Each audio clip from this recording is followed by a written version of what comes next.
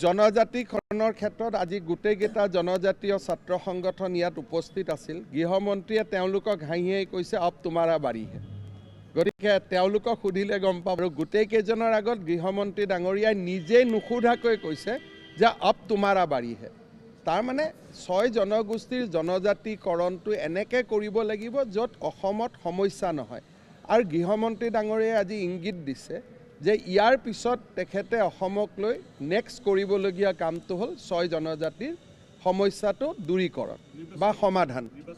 জনজাতিকৰণৰ ক্ষেত্ৰত আজি গোটেইকেইটা জনজাতীয় ছাত্ৰ সংগঠন ইয়াত উপস্থিত আছিল। গৃহমন্ত্ৰীয়ে তেওঁলোকক হাঁহিয়ে কৈছে অব তোমাৰা বাৰী হে। গতিকে তেওঁলোকক সুধিলে গম পাব। আৰু গোটেইকেইজনৰ আগত গৃহমন্ত্ৰী ডাঙৰীয়াই নিজেই নুসুধাকৈ কৈছে যে অব তোমাৰা বাৰী হে।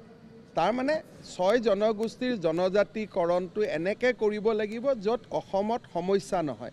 আৰু গৃহমন্ত্ৰী ডাঙৰীয়াই আজি ইংগিত দিছে যে ইয়াৰ পিছত তেখেতে অসমক লৈ নেক্সট কৰিবলগীয়া কামটো হ'ল ৬ জনজাতিৰ সমস্যাটো দূৰীকৰণ বা সমাধান।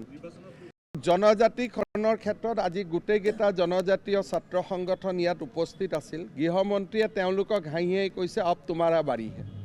গতিকে তেওঁলোকক সুধিলে গম পাব। আৰু গোটেইকেইজনৰ আগত গৃহমন্ত্ৰী ডাঙৰীয়াই নিজেই নুসুধাকৈ কৈছে যে অব তোমাৰা বাৰী হে। তাৰমানে ৬ জনগোষ্ঠীৰ জনজাতিকৰণটো এনেকৈ কৰিব লাগিব য'ত অসমত সমস্যা নহয়। আৰু গৃহমন্ত্ৰী ডাঙৰীয়াই আজি ইংগিত দিছে যে ইয়াৰ পিছত তেখেতে অসমক লৈ নেক্সট কৰিবলগীয়া কামটো হ'ল ৬ জনজাতিৰ সমস্যাটো দূৰীকৰণ বা সমাধান।